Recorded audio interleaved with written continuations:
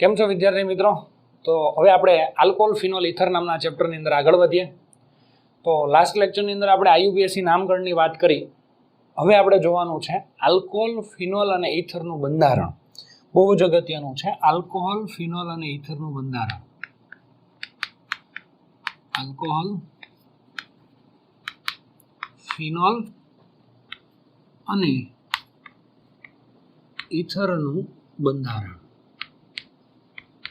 ચાલો, આનું બંધારણ કઈ રીતે હશે એની આપણે વાતો કરશું. આલ્કોહોલ ફિનોલ અને ઇથર 2 માર્ક્સની અંદર તમને પૂછી શકે એનસીઆરટીમાં. હું કહું એટલું યાદ રાખવાનું છે. લખાણ છે પણ ઓટોમેટિક અને આરામથી યાદ રહી જશે. ચાલો, એમના માટે સૌથી પહેલી વાત કરવાની છે કે આલ્કોહોલનું બંધારણ કેવું છે. આલ્કોહોલમાં મિથેનોલ લેવાનો છે. મિથેનોલ એટલે શું આવશે કે ભાઈ સી, એની સાથે 3H, O અને H. મિથેનોલ થઈ ગયા. મિથેનોલમાં તમને ખબર છે 2 અબંધકારક ઇલેક્ટ્રોન યુગ્મ હોય. ઓક્સિજન પર અબંધકારક ઇલેક્ટ્રોન યુગ્મ હોય. ખ્યાલ આવ્યો? હવે વાત કરવાની છે ફિનોલ. ફિનોલનું બંધારણ કેવી રીતે આવશે ભાઈ? ફિનોલ એટલે અહીંયા બેન્ઝીન, આવી રીતે છે, બેન્ઝીન છે આમ, અને અહીંયા O અને અહીંયા H. ઓક્સિજન પર અબંધકારક ઇલેક્ટ્રોન યુગ્મ છે, તમને ખબર છે, આવી રીતે. અને ત્યારબાદ ઇથર. ઇથરમાં મિથોક્સી મિથેનનું ઉદાહરણ લેવાનું છે. મિથોક્સી મિથેન, હવે નામકરણ આવડી ગયું હોવું જોઈએ. મિથોક્સી મિથેન એટલે તમને મગજમાં ખબર પડી જોઈએ CH3O CH3. એટલે આવું જેને આવી જાય એના માટે થિયરી બધી સહેલી લાગવા મળે. નામકરણમાં જેથી લોચા મારતા હોય મિથોક્સી મિથેન એટલે શું ખબર ના હોય તો પછી આમાં ન મેળ પડે.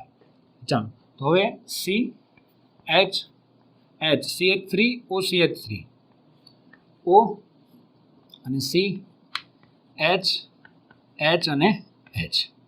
તો આ મિથોક્સી મિથેન છે. જો બરાબર ધ્યાન આપજો. હવે આમાં પણ ઓક્સિજન પાસે 2 અબંધકારક ઇલેક્ટ્રોન યુગ્મ છે. હવે આ ત્રણેયની અંદર બંધ કોણ જોઈએ, કેટલો છે? આની અંદર જો ત્રણેયમાં આ ઓક્સિજનનું સંકરણ sp3, આ ઓક્સિજનનું સંકરણ sp3, આ ઓક્સિજનનું સંકરણ sp3. ઓક્સિજનનું સંકરણ ત્રણેયમાં sp3, આમાં કાર્બનનું સંકરણ sp3, આમાં કાર્બનનું સંકરણ sp2 અને આમાં કાર્બનનું સંકરણ sp3. એટલે આવી બધી બાબતનું ધ્યાન રાખવાનું છે. હવે આની અંદરથી આપણે જો જોઈએ તો આનો બંધકોણ જે છે સમચતુષ્ફલકીય રચના હોય એટલે બંધકોણ કેટલો હોય તમને ખ્યાલ છે. 109 અંશ અને 28 મિનિટ હોય, એટલે કે 109.5 ડિગ્રી હોય. પણ આનો બંધકોણ જે છે 108.5 જે છે 108.9 છે, આટલો છે. થોડોક ઓછો છે. કેમ છે એ જોઈશું આપણે. આનો બંધકોણ જે છે 109 છે, 109 ડિગ્રી છે. અને આનો બંધકોણ જે છે આનું સંકરણ sp3 જ છે, એટલે સમચતુષ્ફલકીય જ હોય. પણ આનું જે બંધકોણ છે 111.7 ડિગ્રી છે. ચાલો, ત્યારબાદ બધું આ બંધકોણ યાદ રાખવાનું તો સાથે યાદ રાખવાનું. બંધ લંબાઈ તો સાથે. આમની બંધ લંબાઈ કાર્બન અને ઓક્સિજન જે છે એમની વાત કરું છું તો આ બંધ લંબાઈ જે છે 142 પિકોમીટર છે. જો બરાબર આ બંધ લંબાઈ છે 96 છે. આ બંધ લંબાઈ જે છે એની આપણે વાત કરશું તો આ બંધ લંબાઈની વાત કરશું તો આ બંધ લંબાઈ ઓછી છે. આની બંધ લંબાઈ 136 પિકોમીટર છે. અને આ બંધ લંબાઈ જે છે મેઇન વસ્તુ આ ત્રણેય બંધ લંબાઈ છે. કાર્બન ઓક્સિજનની બંધ લંબાઈ છે ને એ બહુ અગત્યની છે. આ બંધ લંબાઈ જે છે 141 પિકોમીટર છે. બંધ લંબાઈમાં શું ડિફરન્ટ છે કે આ બંધ લંબાઈ 142 અને 141 સરખા જેવી જ, કોઈ લાંબો ડિફરન્ટ નથી. પણ હવે જો આપણે વાત કરશું તો કે આની અંદર બંધ લંબાઈ આની બેની સરખી છે ને આની કેમ ઓછી છે. બીજું કે બંધ કોણની વાત કરવાની છે. એટલે ત્રણેયના બંધારણ દોરાય છે. પછી તમને એમ લાગે ટેક્સ્ટ બુકમાં થિયરી બહુ બધી લખી છે. તો થિયરી જે છે એ આરામથી અહીંયા યાદ રહી જશે. જોજો હું કહું ને એટલા મુદ્દા યાદ રાખવાના. 3 મુદ્દા જ યાદ રાખવાના છે. 3 વાતો કરવાની છે. બંધારણ દોરાય જાય પછી 3 વાત કરવાની છે. પહેલી વાત આની, બીજી નાની. ચલો, આની વાત કઈ કરવાની કે આમની વાત એ કરવાની કે ખરેખર અહીંયા કાર્બન ઓક્સિજનનું સંકરણ sp3 છે તો બંધકોણ કેટલો હોવો જોઈએ? 109.5 હોવો જોઈએ, એટલે કે 109 અંશ અને 28 મિનિટ હોવો જોઈએ. પણ અહીંયા છે કેટલો? આટલો. ઓછો હોવાનું રીઝન શું છે? ઓછો હોવાનું રીઝન છે ઓક્સિજન પર રહેલા અબંધકારક ઇલેક્ટ્રોન યુગ્મ. આ અબંધકારક ઇલેક્ટ્રોન યુગ્મ એમની વચ્ચે અપાકર્ષણ થાય એટલે થોડોક બંધ કોણ ઘટી જાય છે. બસ આ લખવાનું છે. પહેલું આમાં લખવાનું છે મુદ્દો કે અહીંયા મિથેનોલમાં ઓક્સિજનનું સંકરણ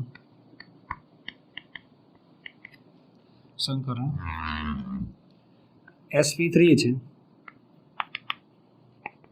આથી બંધ કોણ 109.5 ડિગ્રી હોવો જોઈએ.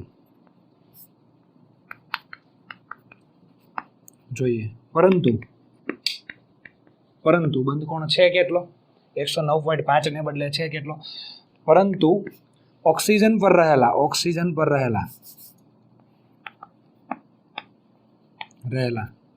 અબંધકારક ઇલેક્ટ્રોન યુગ્મના કારણે અબંધકારક ઇલેક્ટ્રોન યુગ્મના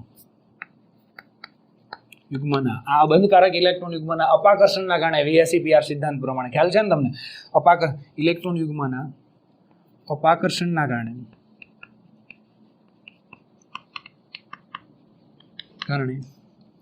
OCOH બંધ કોણ 108.9 ડિગ્રી છે. ખ્યાલ આવ્યો? તો એક આમાં બંધ કોણનું રીઝન આપવાનું છે. આમાં બંધ લંબાઈની વાત કરવાની છે. બંધ લંબાઈની કઈ વાત કરશું આના લખાણની અંદર? કે આ બેમાં બંધ લંબાઈ 142 ને 141 છે. ઓકે, સરખા જેવી જ છે. પણ આમાં કાર્બન અને ઓક્સિજનની બંધ લંબાઈ 136 છે. ઓછું હોવાનું કારણ શું? અહીં ફિનોલમાં CO બંધ લંબાઈ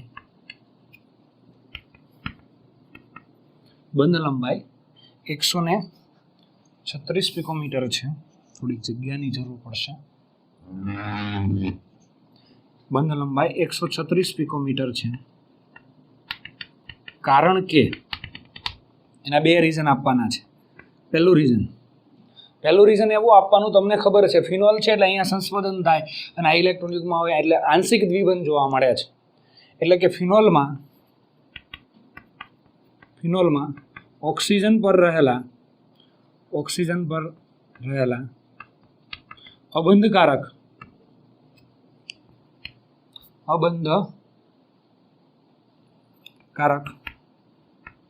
ઇલેક્ટ્રોન યુગ્મના સંસ્પંદનના કારણે CO બંધ આંશિક દ્વિબંધ ધરાવે છે. CO આંશિક શું ધરાવે છે? દ્વિબંધ ધરાવે છે. એટલા માટે તમને ખબર છે સિંગલ બંધ કરતા દ્વિબંધની બંધ લંબાઈ ઓછી હોય. બીજી વાત કે અહીંયા આંશિક દ્વિબંધ છે, અહીંયા છે, બરાબર છે. થોડોક તમને ખબર આના 5 સંસ્પંદન બંધારણ થાય, એમાં 3માં તો દ્વિબંધ હોય જ છે. હવે બીજું રીઝન એ આપવાનું છે કે આ ડબલ બોન્ડની બાજુમાં સિંગલ બંધ છે. તમને ખબર છે ખાલી સિંગલ બંધ હોય ને કાર્બન વચ્ચે, તો આ બંધ લંબાઈ 154 પિકોમીટર હોય છે. તમને ખ્યાલ છે અંદાજે? કાર્બનની વાત કરું છું. પણ ડબલ બોન્ડની બાજુમાં હોય ને, બરાબર છે, આમ ડબલ બોન્ડની બાજુમાં સિંગલ બંધ હોય ને, તો આની બંધ લંબાઈ તમને ખબર છે 134 પિકોમીટર હોય. કાર્બનની આ તો કાર્બનની નથી, કાર્બન ઓક્સિજનની છે. આ કાર્બન આ 134 હોય તો આ સિંગલ બંધ જ છે, પણ આની 154 નહીં હોય, આની ઓછી હશે. ડબલ બોન્ડની બાજુમાં સિંગલ બંધ હોય ને એની બંધ લંબાઈ ઓછી હોય. એટલે અહીંયા એવું છે, ડબલ બોન્ડની બાજુમાં સિંગલ બંધ છે, એટલે કે દ્વિબંધની બાજુમાં છે બંધ જે છે એની બંધ લંબાઈ ઓછી હોય. એટલે કે CO બંધ જે છે, CO બંધ એ કાર્બન ડબલ બોન્ડ કાર્બન દ્વિબંધની બાજુમાં છે,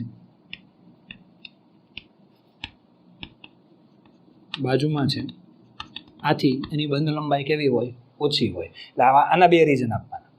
અને પછી અહીંયા વાત કરવાની છે, આની અંદર વાત એ કરવાની છે બંધ કોણ ઓક્સિજન ઉપર અબંધકારક ઇલેક્ટ્રોન યુગ્મ છે એટલે અપાકર્ષણ લાગે VSEPR સિદ્ધાંત પ્રમાણે. એટલે બંધ કોણ 109.5 ના બદલે કેટલો થઈ છે? 108.9. ઓકે, આ બરાબર છે. આમાં થોડો ઓછો છે, 109.5 ના બદલે 109 છે, એટલે આમાં ફેર નથી એવું જ કહેવાય. પણ આમાં વિધો કેમ 111.7 કેમ થઈ ગયો? અહીંયા છે જ ને અબંધકારક ઇલેક્ટ્રોન યુગ્મ છે, અપાકર્ષણ થવું જ જોઈએ. પણ અહીંયા વધવાનું રીઝન જે છે એ તમારે બતાવવાનું છે. બે આલ્કાઇલ સમૂહ છે એ જે છે બે આલ્કાઇલ એટલે આર સમૂહ જે છે એની વાત કરવાની છે. એટલે ત્રીજા મુદ્દામાં વાત કરવાની છે કે ઈથરમાં COC બંધકોણ સમચતુષ્ફલકીય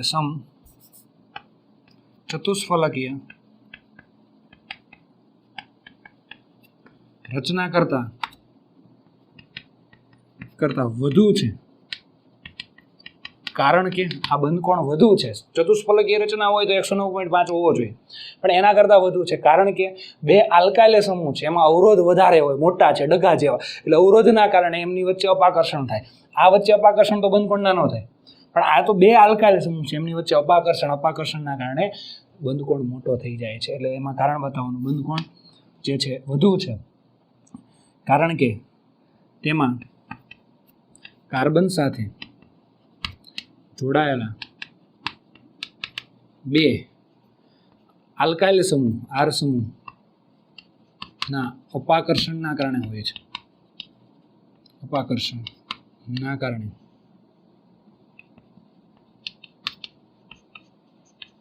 બે આલ્કાઇલ સમૂહ વચ્ચે અપાકર્ષણ થાય છે એના કારણે હોય. એટલે તમારે હવે વાત કીધી છે કે 3 વાત કરવાની છે કે આલ્કોહોલ, ફિનોલ અને ઇથરનું બંધારણ પૂછ્યું છે તો તમને ત્રણેયના બંધારણ, ત્રણેયના બંધકોણ અને ત્રણેયની બંધ લંબાઈ, કઈ બંધ લંબાઈ યાદ રાખવાની, કાર્બન અને ઓક્સિજન, કારણ કે એમાં જ કમ્પેરિઝન થાય છે. આમાં બંધ લંબાઈમાં કઈ વાંધો નહીં. જો CO બંધ લંબાઈ આલ્કોહોલમાં કેટલી છે 142, આમાં ઇથરમાં 141, સરખા જેવી, પણ આમાં ઓછી 136. એનું કારણ આ છે. એટલે આ ત્રણેયના બંધારણ અને ત્રણેયમાંથી એક વાત કરવાની છે. લાંબુ લખાણ આવે એ કોઈ ટેન્શન નથી લેવાનું. આવું લોજિકલ લખો એટલે 100% માર્ક્સ મળે, બધા જ માર્ક્સ આપવા પડે તમને, ખ્યાલ આવ્યો? એટલે આ ત્રણેયના બંધારણ અને આ ત્રણેયની અંદરથી એક વાત, આમાં બંધકોણની વાત કરવાની છે, આમાં બંધ લંબાઈની વાત કરવાની છે, ખ્યાલ આવ્યો? આની અંદર બંધકોણની વાત કરી ઓછો કેમ છે તે, આમાં બંધ લંબાઈ ઓછી કેમ છે તે, અને આમાં બંધકોણની વાત કરવાની વધુ કેમ છે તે, ખ્યાલ આવ્યો? ચલો મિત્રો, તો હવે આગળ જોઈએ આપણે આલ્કોહોલ સંયોજનોની બનાવટની અંદર આપણે જઈએ તો આલ્કોહોલ સંયોજનોની 2 પ્રકારની બનાવટ છે. પહેલી બનાવટ કે એસિડ ઉદ્દીપકીય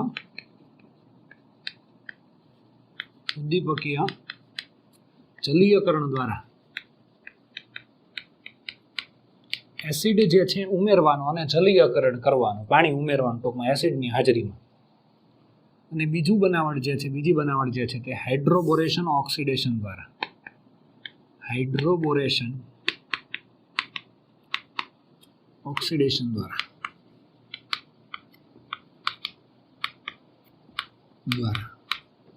આમાં પણ પાણી જ ઉમેરાશે અને આલ્કોહોલ બનશે. આમાં પણ પાણી જ ઉમેરાશે. આ આલ્કોહોલ, બંને આલ્કોહોલ છે ને આલ્કીનમાંથી બનશે. આ બંને આલ્કીનમાંથી જ બનશે. બંનેની અંદર અહીંયા હું વાત કરું તો આલ્કીનમાંથી આલ્કોહોલ આપણે બનાવશું પણ આલ્કીનમાંથી જ બનશે બંને. જો કે એક વખત આપણે ભણી લીધા છીએ 11મા ધોરણમાં આલ્કીનની રાસાયણિક પ્રક્રિયામાં, પણ અત્યારે વધારે ડિટેલમાં પાછું. એટલે જ મેં તમને વારંવાર કહેતો આવું છું, 11મું ધોરણ જેને પરફેક્ટ છે એની નોટ વારંવાર રિવિઝન કરેલી છે તો એને અહીંયા સહેલું પડે, ખ્યાલ આવ્યો? ને અમુક રિવિઝન પાછી આવતી હોય તો એટલું તો એમાં ક્લિયર થઈ ગયેલું જોઈએ. તો આલ્કીનમાંથી તો આની અંદર પાણી ઉમેરાશે અને આની અંદર પણ પાણી ઉમેરાશે, પણ એક બનશે એવું કે આમાં આલ્કીનમાંથી જ બનશે, આમાં આલ્કીનમાંથી જ બનશે, પણ આ માર્કોનિકોના નિયમ પ્રમાણે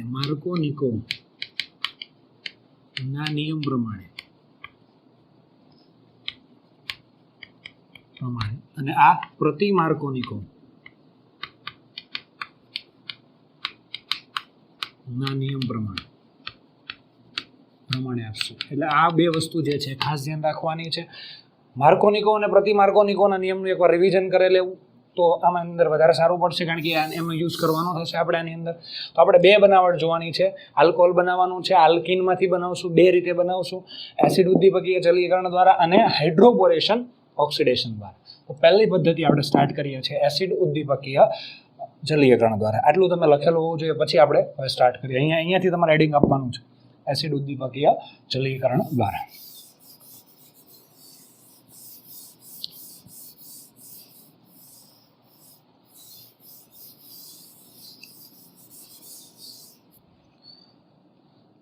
ચાલો મિત્રો, હવે આપણે જોઈએ તો એસિડ ઉદ્દીપકીય જલીયકરણ દ્વારા કઈ રીતે થશે, કે એસિડ ઉદ્દીપક તરીકે વપરાય અને જલીયકરણ થાય.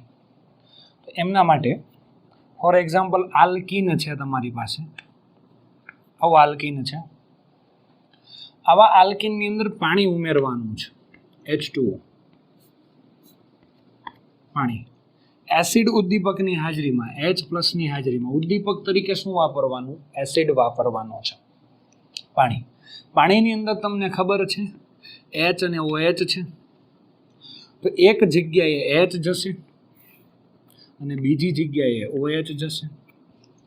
આવું થશે, પાઈબંધ તૂટશે, એક પ્રકારની એડિશન રિએક્શન, ખ્યાલ આવ્યો ને?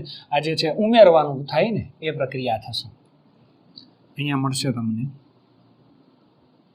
Single bond C. યોગશીલ પ્રક્રિયા કહો તો પણ ચાલે. આવું હતું જ કે નહીં? કાર્બન 2 બંધ, કાર્બન 2 બંધ, આ બંધ તૂટી ગયો અને ત્યાં અહીંયા H ઉમેરાયો અને અહીંયા OH ઉમેરાયો. તો શું મળ્યું તમને? જો તમે જોઈ શકો છો, આ જે છે તમારી પાસે આલ્કીન હતો, એમાંથી શું મળ્યું તમને? આલ્કોહોલ મળે છે. આલ્કીનમાંથી આલ્કોહોલ મળે છે. હવે આપણે જો જોઈએ છે, જોજો બરાબર ધ્યાન આપજો, કે આની અંદર ઉદાહરણ તરીકે આપણે લઈએ તો ધારો કે સમમિતિ આલ્કીન છે, CH2 ડબલ બોન્ડ CH2. અહીંયા 2 જગ્યાએ H છે, પાણી સાથે પ્રક્રિયા થઈ, એસિડ ઉદ્દીપકની હાજરીમાં. એસિડ એટલે H+, HCl, H2SO4, HNO3, ખ્યાલ આવ્યો? તો આની હાજરીમાં તો તમને ખબર, એક જગ્યાએ H અને એક જગ્યાએ OH, એટલે અહીંયા 2 H હતા, અહીંયા 1 H આવશે, એટલે CH3 થઈ ગયો. અહીંયા CH2, અહીંયા OH આવ્યો, અહીંયા H આવ્યો, અહીંયા OH આવ્યો, એટલે અહીંયા CH2OH. ઇથેનોલ મળી ગયું તમને. શું મળ્યું? ઇથેનોલ. આ શું હતું? ઇથિનમાંથી ઇથેનોલ મળી ગયું. હવે ખાસ ધ્યાન રાખજો, હજુ એક વાક્ય અહીંયા લખજો કે જો માર્કોનિકોવના નિયમ, એટલે કે સમમિતિ આલ્કીન છે, આ સમમિતિ આલ્કીન છે,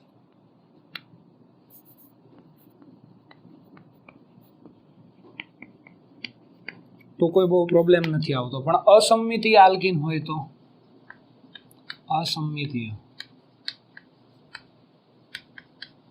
આલ્કીન હોય તો માર્કોનિકોવના નિયમ પ્રમાણે નિપજ મળે છે. તો માર્કોનિકોવના નિયમ પ્રમાણે નિપજ મળે છે. તો માર્કોનિકોના નિયમ પ્રમાણે કઈ રીતે? કે ભાઈ ધારી લો કે તમારી પાસે CH3 છે, CH છે, ડબલ બોન્ડ CH2 છે. આની તમે પાણી સાથે પ્રક્રિયા કરો છો એસિડ ઉદ્દીપકની હાજરીમાં. એસિડ ઉદ્દીપક એટલે H+, તો એક જગ્યાએ H+ દાખલ થશે ને એક જગ્યાએ OH-, એટલે અહીંયા H અને OH. આ ખરેખર રિએક્શન ક્યાં આવી હતી? ખ્યાલ છે તમને? આપણે હાઇડ્રોકાર્બન ભણાવ્યું ને, તો હાઇડ્રોકાર્બનના ZBNીટની રિએક્શનની અંદર આવી હતી પાણી સાથેની પ્રક્રિયા. ફિનિક્સમાં પણ છે. તો અત્યાર પાછી આવી આલ્કોહોલની બનાવટમાં. તો તમને ખબર છે આ ધન અને આ ઋણ ઘટક ક્યાં જાય? કે આ ઇથિલિનિક દ્વિબંધ છે. માર્કોનિકોનો નિયમ શું કહે છે? અસમમિતિ આલ્કીન છે. અસમમિતિ એટલે તમને ખબર છે આ બંને બાજુ સરખા હોય દ્વિબંધમાં, તો સમમિતિ. બંને બાજુ અલગ અલગ છે દ્વિબંધની, અસમમિતિ. અસમમિતિ આલ્કીનમાં ની અસમ પ્રક્રિયક સાથે પ્રક્રિયા થાય ત્યારે અસમ પ્રક્રિયકનો ઋણ ઘટક, આસમ પ્રક્રિયકનો ઋણ ઘટક ક્યાં જશે? કે દ્વિબંધના, આ દ્વિબંધવાળા 2 કાર્બન છે, એમાંથી જ્યાં ઓછા હાઇડ્રોજન હશે ત્યાં જશે. આમાં 1 હાઇડ્રોજન, આમાં 2 ઓછા હાઇડ્રોજન હોય ત્યાં જશે. તે નિપજ મુખ્ય નિપજ, બીજી નિપજ ગૌણ નિપજ. એટલે અહીંયા આવશે આ નિપજ મુખ્ય નિપજ બનશે. એટલે અહીંયા તમને મળશે CH3 CH, અહીંયા CH2, અહીંયા CH સાથે શું આવી જશે? OH, અને અહીંયા CH3 થઈ જશે H. એટલે પ્રોપેન 2 ઓલ મળશે. પ્રોપીનમાંથી પ્રોપેન 2 ઓલ મળે છે. એટલે આવું જરા ધ્યાન રાખવાનું છે કે આલ્કીનમાંથી શું મળે છે? આ રીતે આલ્કોહોલ મળે છે. ખ્યાલ આવ્યો? એ પ્રાથમિક એ હોય અને દ્વિતીયક એ હોય. હવે આની ક્રિયાવિધિ જોવાની છે. જો પરીક્ષામાં પૂછાય કે આલ્કોહોલની બનાવટ આપો અને એસિડ ઉદ્દીપકી આલ્કોહોલની બનાવટ આપો, તો ખાલી આટલું જ નથી લખવાનું, આની ક્રિયાવિધિ આપવાની છે. સહેલી છે, મજા આવી જશે. તમને ઘણી વખત એવું લાગતું હોય ક્રિયાવિધિ એટલે અઘરી વસ્તુ છે, ના, બરાબર સમજો ને તો ફટાફટ થઈ જાય એવું છે. ચાલો આની ક્રિયાવિધિ જોઈ લઈએ. ચાલો મિત્રો, ક્રિયાવિધિ તો કોઈ એક કોમન ઉદાહરણ લખી નાખો અહીંયા. ધારો કે CH2 ડબલ બોન્ડ CH2 છે, એની પાણી સાથે પ્રક્રિયા થાય છે એસિડ ઉદ્દીપકની હાજરીમાં, તો તમને અહીંયા મળે છે CH3 CH2 અને OH, આવું કંઈક મળે છે. તો આની ક્રિયાવિધિ લખીએ તો સ્ટેપ 1, તબક્કો 1. સ્ટેપ 1, સ્ટેપ 1માં શું થશે? ડાયરેક્ટ આ બે પ્રક્રિયા નહીં કરે. પહેલાં એસિડનો H+ અને પાણી પ્રક્રિયા કરશે. એટલે એસિડનો H+ અને પાણી કઈ રીતે પ્રક્રિયા કરશે? એટલે H2O અને H+, એટલે આવું થઈ જશે. જોજો બરાબર ધ્યાન આપજો. એસિડ પ્રક્રિયા કરશે તો અહીંયા જો H2O એટલે આવું હતું, H અને H. અબંધકારક ઇલેક્ટ્રોન યુગમાં આમ હતા, પાણી છે, આ ભૂ છે. આ જે છે અહીંયા H+ છે, એની પાસે કાંઈ નથી, એ જોડાઈ જશે અહીંયા H+, પાણી સાથે H+ જોડાઈ જશે. એટલે H3O+ બની ગયું. શું બની ગયું? H3O+. પાણી H+, H3O+. હવે જોજો કે H3O+ જે છે ને એ આના પર આક્રમણ કરશે. શાંતિથી જોજો. ડબલ બોન્ડ C, આની સાથે H છે, આની સાથે પણ H છે, અહીંયા H અને અહીંયા H. મેં આવી રીતે લખ્યા છે, ખ્યાલ આવ્યો? હવે આના ઉપર પાણી આક્રમણ કરશે. પાણી આક્રમણ કરશે એટલે સોરી H3O+ આક્રમણ કરશે એટલે H અબંધકારક ઇલેક્ટ્રોન યુગમાં આના ઉપર પ્લસ છે. હવે જોજો બરાબર, H3O+ માંથી ખાલી H જ આવશે, H+, H+ જ આવશે. આ તમને ખબર છે, એક સિગ્મા બંધ છે ને બીજો પાઈ છે. પાઈ બંધનો ઇલેક્ટ્રોન યુગમાં તૂટી અને H+ પાસે જશે, એટલે કે H+ પાસે જશે એટલે H+ ને અહીંયા લઈ આવે, અહીંયા બંધ બનાવી નાખશે. એટલે આવું કરશે. એટલે આમ લખાય. અહીંયા નીપજ લખું તો CH, અહીંયા લખી દઉં છું, જગ્યા તમને દેખાશે. ચાલો CH અને નીચે, ચાલો હું બોલતો જાઉં છું, દેખાશે તો ખરું જ તમને. અહીંયા બંધ છે, અહીંયા C છે, અહીંયા H અને અહીંયા H. હવે અહીંયાથી બંધ તૂટ્યો છે, ત્યાં નવી વસ્તુ જોડાય છે. અહીંયા શું જોડાયું છે? H. આ H અહીંયા આવી ગયું. આ ઇલેક્ટ્રોન યુગમાં આના પર જતો રહ્યો, અહીંયા ઓક્સિજન પર, એટલે ફરી પાછું શું મળી ગયું તમને? OH અબંધકારક ઇલેક્ટ્રોન યુગમાં. પહેલા સ્ટેપમાં આવું થાય. ટૂંકમાં થયું શું? પાણી H+, H3O+. H3O+ એ હવે એક આલ્કીન ઉપર આક્રમણ કર્યું. આમાંથી H+ જ ગયો પહેલાં, ખાલી H+ ગયો. એટલે અહીંયા મળશે કાર્બોકેટાઇન. તમને ખબર છે, આ ઇલેક્ટ્રોનની જોડી અહીંયા આવી ગઈ આ કાર્બન પર, તો અહીંયા ધન વીજભાર આવશે, એટલે કાર્બોકેટાઇન મળી ગયો તમને. ટૂંકમાં આમાં H+ દાખલ થયો એટલે અહીં કાર્બોકેટાઇન. Step 2,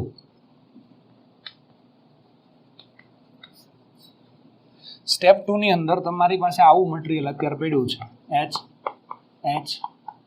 H single one, CH, અહીંયા પણ H છે ને અહીંયા કાર્બોકેટાઇન છે.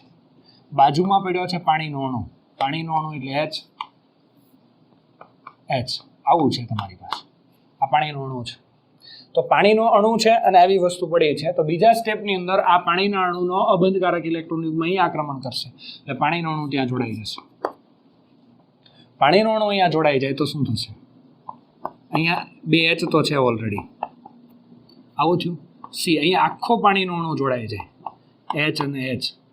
અબંધકારક, આને અબંધકારક ઇલેક્ટ્રોન યુગમાં તો એનો દાન બની ગયો, એટલે આ ઇલેક્ટ્રોન યુગમાં પાણીનું છે એટલે અહીંયા પ્લસ આવી ગયું અને અહીંયા 2 H હતા એઝ ઇટ ઇઝ રહે. આવું બની ગયું સ્ટેપ 2 ની અંદર. હવે સ્ટેપ 3 ની અંદર શું થશે? જોજો બરાબર ધ્યાન રાખજો. સ્ટેપ 3 માં આ રીતે જે છે, તો સ્ટેપ 3 ની અંદર બીજો પાણીનો અણુ જે એક આવશે, CH, અહીંયાથી આવી રીતે છે, CO જગ્યા CH, અહીંયા ભૂ છે આખું, H અને H છે, અહીંયા H+ છે, અહીંયા 2 H છે ઓલરેડી. હવે બીજો એક પાણીનો અણુ આવશે ને, તે પાણીનો અણુ આવી અને H+ ને લઈને ભાગી જશે. પાણીનો અણુ આવી અહીંયાથી H+ ને લઈને જતો રહેશે. એટલે અહીંયા શું વધ્યું બોલો? અહીંયા CH2 અને CH2 તો હતા જ, અહીંયા આવું એટલે C સાથે આવું H અને એચ તો હતું જ સિંગલ બોન્ડ સી એચ અને એચ. અહીંયા નવું આવ્યું શું? અહીંયા શું આવ્યું? એચ અને અહીંયા શું વધ્યું? OH. એટલે અહીંયા એચ અને અહીંયા શું વધ્યું? OH. OH વધ્યો, એચ હતો એ પાણી લઈને જતું રહ્યું એટલે ફરી પાછું શું દૂર થઈ ગયું? અહીંયા લખી શકો H3O+ દૂર થઈ ગયું. આ જે મળ્યો તમને, આ જે મળ્યો તે આલ્કોહોલ છે, જોઈ શકો તમે CH3 CH2OH. આ વસ્તુ એડ થઈ, એચ અને OH એડ થયો ફાઇનલી, અને H3O+ દાખલ થયો તો પહેલા દાખલ થયો તો એ દૂર થઈ ગયો. ફાઇનલી પાણીનો અણુ ઉમેરાયો તો H+ જે છે ઉદ્દીપક તરીકે કામ કર્યું. ટૂંકમાં કહું ને, જો બરાબર, હવે સહેલું કહું તમને, આ લાંબી પ્રક્રિયા લાગે છે ને, સહેલું કામ શું છે? પહેલા આમાં દ્વિબંધ છે, પાણી ઉમેરાય છે, અહીંયા H અને અહીંયા OH ઉમેરાય છે. ફાઇનલી પહેલા સ્ટેપમાં શું કરવાનું? પાણી H+ H3O+ આવે છે, ખાલી H+ આપીને જતો રહે, ખાલી H3O+ આવે ને H+ આપીને જતો રહે એટલે પાણી દૂર થઈ ગયું. H+ આપ્યો એટલે અહીંયા H આવ્યો ને અહીંયા કાર્બોકેટાઇન આવ્યો. બીજા સ્ટેપમાં H+ પહેલા ખાલી H+ જ આપીને ગયો હતો, પાછો શું આવી ગયો? પાણી આવી ગયું અને પછી પાછો પાણીનો અણુ આવ્યો, H+ લઈને જતો રહ્યો એટલે ઇથેનોલ મળી ગયો. પહેલા સ્ટેપમાં H+ અપાય, બીજા સ્ટેપમાં પાણી અપાય, ત્રીજા સ્ટેપની અંદર બીજો પાણી આવે, H+ લઈને જતો રહે. આવું યાદ રાખવાનું થશે. એટલે આ એની ક્રિયાવિધિ છે, એ યાદ રાખવાની થશે તમારે. એટલે જે છે આ આલ્કિન જે છે એસિડ ઉદ્દીપકની હાજરીમાં માર્કોનિકોના નિયમ પ્રમાણે નિપજ મળે છે. ચાલો મિત્રો, તો હવે આગળ જઈએ આપણે. લાસ્ટ ટાઈમ આપણે વાત કરી કે આલ્કિનમાંથી આલ્કોહોલની બનાવટ આલ્કિનમાંથી બે રીતે. પહેલું એસિડ ઉદ્દીપકીય ઓક્સિડેશન દ્વારા જલીયકરણ કર્યું, અને પછી હવે જોવાનું છે હાઇડ્રોબોરેશન ઓક્સિડેશન દ્વારા. ત્યારે વાત થઈ ગઈ હતી કે આલ્કિનમાંથી બે રીતે, એસિડ ઉદ્દીપક દ્વારા અને હાઇડ્રોબોરેશન દ્વારા. હવે આ જે છે ડિટેલમાં જોવાનું છે, એટલે બરાબર ધ્યાન રાખજો. આ મોસ્ટ ઇમ્પોર્ટન્ટ ટોપિક છે, એટલે પરફેક્ટ ધ્યાન આપજો. ત્યારે માર્કોનિકોના નિયમ પ્રમાણે નિપજ મળતી. પાણી ઉમેરાતો હતો, એક જગ્યાએ H અને એક જગ્યાએ OH. અહીંયા પણ માર્કોનિકોના નિયમ, અહીંયા પાણી જ ઉમેરાશે પણ માર્કોનિકોના નિયમથી વિરુદ્ધ ઉમેરાશે. એટલે ધ્યાન રાખજો કઈ રીતે તે જોઈએ, એટલે બરાબર ધ્યાન આપજો. હવે આ જે સંશોધન જે છે ને H.C. બ્રાઉન નામના વૈજ્ઞાનિકે કર્યું હતું. બ્રાઉન છે, બ્રાઉની, આપણે તો આઈસ્ક્રીમ ખાતા હોય બ્રાઉની, પણ આ તો વૈજ્ઞાનિકનું નામ બ્રાઉન છે. H.C. બ્રાઉન એને સંશોધન કર્યું. જે એ છે વૈજ્ઞાનિક છે ને, બોરોન આવે ને, બોરોન તમને ખબર છે, તો બોરોનનું સંશોધન ને એની રાસાયણિક પ્રક્રિયા જોતો હતો ને ત્યારે આનું સંશોધન છે. અને પછી જી વિટિંગ નામનો વૈજ્ઞાનિક હતો, એને એની અંદર થોડાક ચેન્જીસ કર્યા આ રિએક્શનની અંદર. અને પછી એ જે એકદમ ઉપયોગી પુરવાર છે, એના ઘણી બધી ઉપયોગી છે. ભાઈ આલ્કોહોલ બને એટલે, અને આપણે જોઈએ તે આલ્કોહોલ બીજી ઘણી જગ્યાએ ઉપયોગમાં આવે. એટલા માટે એમને જે છે આ બંને વૈજ્ઞાનિકોને H.C. જે છે બ્રાઉન અને જી વિટિંગ બંનેઓને નોબેલ પારિતોષિક આપવામાં આવ્યું. નોબેલ પારિતોષિક તમને ખબર છે બહુ અગત્યની વસ્તુ જે છે, બહુ સારો એવો બેસ્ટમાં બેસ્ટ પુરસ્કાર હોય તો નોબેલ પુરસ્કાર જે છે. એટલે આ પણ થોડુંક નોલેજ હોય તો સારું પડે, મજા આવે એમ, જાણકારી હોય તો. હવે હાઇડ્રોબોરેશન ઓક્સિડેશન દ્વારા આલ્કોહોલ બનાવશું આપણે બીજી રીતે, એટલે કે પહેલી રીત ભણી લીધા, હવે બીજી રીત આપણે જોઈએ છે. તો આમાં શું થશે? આલ્કિનમાંથી જ બનશે CH3 CH double bond CH2. Propyne છે તમારી પાસે, શું છે? પ્રોપીનના 3 મોલ પહેલેથી અત્યારે લઈ લઈએ છીએ આપણે. આની ડાયબોરેન સાથે પ્રક્રિયા થાય, BH3 અને બોરેન કહેવાય, પણ આ જે છે ને હંમેશા કપલમાં જ હોય, બે જ હોય, તમને ખબર જ છે, એકલો સ્થાયી નથી. એટલે ડાયબોરેન. તો ડાયબોરેન સાથે પ્રક્રિયા થાય તો બધા જ ખરેખર BH3 સાથે જ પ્રક્રિયા થાય, તો B સાથે શું છે? H. આ ત્રણેય H જે છે ને, એક વખત અહીંયા H આવે એક અણુમાં. આવા કેટલા અણુ છે આપણી પાસે? 3. તો ત્રણેય અણુમાં એક H આવી જાય, એટલે CH3 CH CH2. અહીંયા CH હતો, આવું 3 વખત આવે. એક વખત અહીંથી આવે, એક અણુમાં, બીજા અણુમાં, ત્રીજા અણુમાં, ત્રણેય અણુમાં એક H આવી જાય.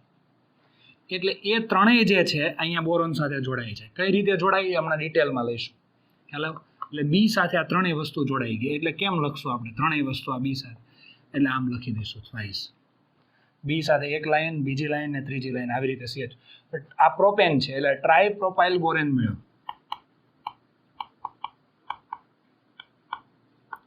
બોરેન. અને આ ટ્રાયપ્રોપાઇલ બોરેન જે મળે છે એની પ્રક્રિયા કરશું આપણે H2O2. પહેલા હાઇડ્રોજન પેરોક્સાઇડ સાથે પ્રક્રિયા કરવાની, અને પછી બેઝ સાથે, બેઝ એટલે OH માઇનસ. OH માઇનસ એટલે કોણ? NaOH અથવા KOH, આવું કોઈ પણ લેવાનો છે. ખ્યાલ આવ્યો તમને? આની સાથે પ્રક્રિયા કરવાની છે એટલે તમને મળશે અહીંયા CH3 CH2 CH2 OH. ખ્યાલ આવ્યો ને? એટલે આવા 3 અણુ મળશે. 3 વખત અહીંયા OH લાગશે. કેટલી વખત OH લાગશે? 3 વખત OH લાગશે. ખ્યાલ આવ્યો? અને 3 વખત OH લાગશે અને H3BO3 દૂર થશે. H3BO3 બોરિક એસિડ તમને ખબર છે. આલ્કોહોલ મળી ગયો. પ્રોપેન 1 ઓલ મળ્યો. જો અહીં આની વાત કરું, આની વાત, તો આ પ્રોપેન 1 ઓલ મળે છે. કઈ રીતે મળે? આમાંથી આ નિપજ મળી. સામે જોવો, વચ્ચેનું થોડીક વાર ભૂલી જાઓ, સામેનું જો અહીંયા. તો અહીંયા થયું શું? અહીંયા શું ઉમેરાયો? H, અને અહીંયા શું ઉમેરાયો? OH. અહીંયા H ઉમેરાયો એટલે અહીંયા CH2 થઈ ગયું, અને અહીંયા OH ઉમેરાયો એટલે અહીંયા શું થઈ ગયું? OH. આવું કામ થઈ ગયું. તો આ નિપજ માર્કોનિકોના નિયમથી વિરુદ્ધ મળી કે નહીં? ઋણ ઘટક ક્યાં જોડાયો? વધુ હાઇડ્રોજન છે ત્યાં. એટલે આમાં પહેલામાં તે આલ્કીનમાં પાણી ઉમેરાતો અને આલ્કોહોલ મળતો. ક્યાં? એસિડ ઉદ્દીપક દ્વારા. આમાં તે પાણી જ ઉમેરાયો ને, H અને OH વચ્ચે જે પરચુરણ થયું તે ફાઇનલ નિપજમાં શું મળી તમને? પાણી ઉમેરાય. પણ માર્કોનિકોના નિયમથી વિરુદ્ધ મળે છે. ખ્યાલ આવ્યો? હવે ટેક્સ્ટ બુકમાં તમને શું આપ્યું છે? આ તબક્કો જે છે ને વિગતવાર આપ્યો છે. આ તબક્કો વિગતવાર આપ્યો એટલે અહીંયા BH3 છે ને, જો પહેલા આમ આપ્યું છે કે ભાઈ BH3 જે છે આની BH3 સાથે પ્રક્રિયા થાય. BH3 સાથે પ્રક્રિયા થાય. BH3 સાથે પ્રક્રિયા થશે તો શું મળશે તમને? CH3 CH, અહીંયા CH2, એક H, અહીંયા આમાંથી 3 H છે, એક H અહીંયા આવી ગયો એટલે CH2 થઈ ગયું. અને અહીંયા 2 H વધ્યા. BH3 હતો એમાંથી આમ પણ લખી શકું, BH3 છે ને એને BH2 અને H. એક H જે છે અહીંયા આવી ગયો, ખ્યાલ આવ્યો, અને બાકીના BH2 હોય. ફરી પાછી આની પ્રક્રિયા થાય છે CH3 CH double bond CH2 સાથે. તો આમાંથી 2 H છે, એક H હજુ અહીંયા જતો રહે, તો શું મળે? આટલું તો હતું જ તમારી પાસે, એટલે શું હતું? CH3 CH2 CH2, અહીંયા B H, અહીંયા CH2 CH2 અને CH3. આમાં સમજ પડી તમને? આમાં ખ્યાલ આવ્યો કે આ જે છે ને CH, એક H અહીંયાથી અહીંયા આવી ગયો છે એટલે અહીંયા CH2 CH2 CH3 થઈ ગયું એટલે CH2 CH2 CH3. ખ્યાલ આવ્યો? આ પોર્શન જે છે, આ પોર્શન, આ ભાઈશ્રી અહીંયા જોડાઈ ગયા છે સીધા. ખ્યાલ આવ્યો? એટલે આ સીધી લાઈન બની ગઈ છે. હજુ જે છે, હજુ એક આલ્કીન જોડાય એટલે કે CH3 CH double bond CH2. હજુ એક H જે છે, H આને આપી દઈએ તો હજુ પાછો અહીંયા ત્રીજો શું જોડાઈ જાય? CH2 CH2 CH2 CH3 એટલે B સાથે CH2 CH2 CH3 એક વખત, અહીંયા બીજી વખત અહીંયા CH2 CH3 અને અહીંયા ત્રીજી વખત CH2 CH2 CH3. ખ્યાલ આવ્યો? હવે 3 વખત જોડાઈ ગયા. તો આ જે સંયોજન છે એ આ છે. B છે એની સાથે CH2 CH2 CH3 3 વખત જોડાઈ ગયો છે. એટલે ટેક્સ્ટ બુકમાં તમને આટલું જે વચ્ચેનું સ્ટેપ જે છે આટલું વધારીને આપ્યું છે. ખ્યાલ આવ્યો? એટલે NCERT ટેક્સ્ટ એટલે બોર્ડમાં પૂછાય તો તમારે પહેલાં આ સ્ટેપ લખવાનું, પછી આ રસ્તે ચાલવાનું, આમ પછી આ નિપજ મળી, આ નિપજની કોની સાથે પ્રક્રિયા કરવાની? H2O2 અને OH માઇનસ, આ નિપજ મળી જાય.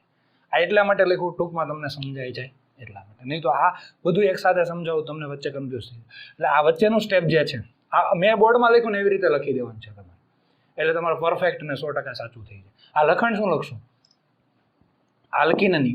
આલ્કીનની ટ્રાઇપ્રોપાઇલ બોરેન સાથે પ્રક્રિયા કરવામાં આવે, ડાયબોરેન સાથે પ્રક્રિયા કરવામાં આવે છે આલ્કીનની, તો ટ્રાઇપ્રોપાઇલ બોરેન મળે છે. શું મળે છે? ટ્રાઇપ્રોપાઇલ બોરેન. એટલે આ પ્રક્રિયા જે છે હાઇડ્રોબોરેશન કહેવાય,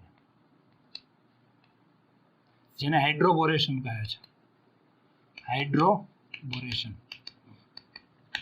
આલ્કીનની ડાયબોરેન સાથે પ્રક્રિયા કરતા ટ્રાઇપ્રોપાઇલ બોરેન મળે છે, જેને હાઇડ્રોબોરેશન કહે છે. આ ટ્રાઇપ્રોપાઇલ બોરેનની હાઇડ્રોજન પેરોક્સાઇડ અને સોડિયમ હાઇડ્રોક્સાઇડ સાથે પ્રક્રિયા કરતા આલ્કોહોલ મળે છે. માર્કોનિકોના નિયમથી વિરુદ્ધનો આલ્કોહોલ મળે છે. આને ઓક્સિડેશન કહે છે. ઓક્સિડેશન. ખ્યાલ આવ્યો? ઓક્સિડેશન. આ ઓક્સિડેશન કહે છે. એટલે આખી પ્રક્રિયાને શું કહેવામાં આવે? હાઇડ્રોબોરેશન ઓક્સિડેશન. ખ્યાલ આવ્યો તમને? એટલે આટલી વસ્તુ જે છે આની ક્રિયાવિધિ જે આવે છે, પણ એ ક્રિયાવિધિ છે એ આપણે JEE નીટના લેક્ચરની અંદર જોઈશું, કારણ કે અમને તમને NCERTમાં આપી નથી તો ખોટી આમાં તૈયાર કરવાની જરૂર નથી તમારે. ખ્યાલ આવે? ચાલો મિત્રો, તો આપણે બંને રિએક્શન બન્યા કે આલ્કીનમાંથી આપણે આલ્કોહોલ મેળવો. પહેલું એસિડ ઉદ્દીપક દ્વારા, બીજું હાઇડ્રોબોરેશન ઓક્સિડેશન દ્વારા. બંનેમાં ડિફરન્ટ કેટલો છે એના માટેનું એક ઉદાહરણ ખાસ લખું, જો બંને રિએક્શન સાથે પૂછાય તો. અને તમારા નોલેજ માટે પણ બહુ જ અગત્યનું છે. CH3 CH2 CH2 1 2 3 4 5 અને 6 કાર્બન છે CH2. આનું નામ તમને ખબર છે, હેક્ઝીન છે. 1 2 3 4 5 6 એટલે હેક્ઝ 1 ઇન X1. હવે આની તમારે પાણી સાથે પ્રક્રિયા કરવી છે, પણ બે રીતે પાણી સાથે પ્રક્રિયા થાય. કઈ બે રીતે પાણી સાથે પ્રક્રિયા થશે? કે પહેલું કે તમે એસિડ ઉદ્દીપકીય ઓક્સિડેશન કરો છો, એટલે કે પાણી સાથે પ્રક્રિયા કરવી છે અને આની પણ પાણી સાથે જ પ્રક્રિયા કરવી છે. આમાંય પાણી ઉમેરવો, આમાંય પાણી ઉમેરવો છે. પણ આમાં પાણી ઉમેરવો છે તો એમાં એસિડ ઉદ્દીપકની હાજરીમાં પાણી ઉમેરવો અને આલ્કોહોલ મળશે. પણ આમાં પાણી ઉમેરાશે, પણ આવું પાણી ઉમેરાય એવું લખવાનું નથી, કેમ કે ઇનડાયરેક્ટલી ઉમેરાશે. એટલે તમારે આમાં લખવાનું શું આવે કે ડાયબોરેન પહેલા BH3 ટ્વાઇસ, પછી શું લખેલું હોય H2O2 બીજા તબક્કામાં અને OH માઇનસ, અથવા નથી પહેલા ડાયબોરેન સાથે એટલે હાઇડ્રોબોરેશન અને પછી આ ઓક્સિડેશન, આ બે પ્રક્રિયા દ્વારા. તો શું નિપજ મળશે? તમને ખબર છે આમાં પાણી ઉમેરાશે, તો પાણી ઉમેરાશે તો પહેલા એસિડ ઉદ્દીપકીય છે, એસિડ ઉદ્દીપકીય છે, તો અહીંયા OH ઉમેરાશે અને અહીંયા શું ઉમેરાશે? H, એટલે નિપજ મળશે.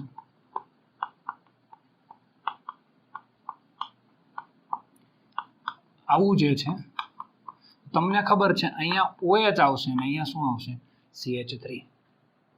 એટલે અહીંયા તમને મળશે hexane to all, hexane to all. ખ્યાલ આવ્યો? અને હવે જો હાઇડ્રોબોરેશન ઓક્સિડેશન કરો તો પાણી જ ઉમેરાશે, H અને OH જ ઉમેરાશે, પણ અહીંયા H અને અહીંયા OH, માર્કોનિકોના નિયમથી વિરુદ્ધ. એટલે CH3 CH2